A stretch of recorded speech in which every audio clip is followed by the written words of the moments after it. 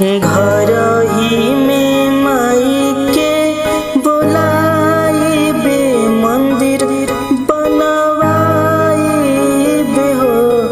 मैया लाली रे चंदनी तनवाइबे, भजन गवाइबे हो। अंगना में बेदिया बनाइबे, यज्ञ करवाइबे हो।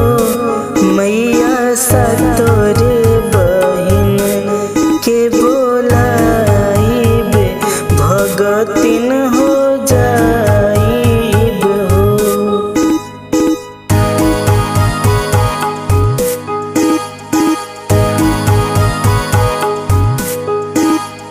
सुती उठी देखी के जुड़ाइबे, पुण्य हम कमाइबे हो।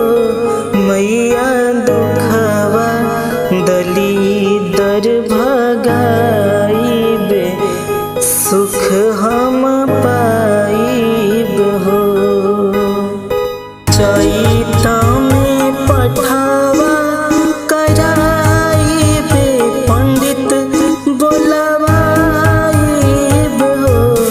मैया बेला फूलवा लाई के चढ़ाइबे, हवन कराइबे हो।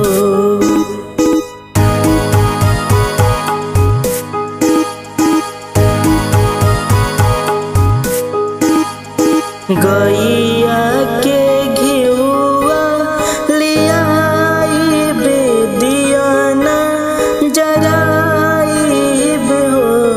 मैया छाक लवंग के चढ़ा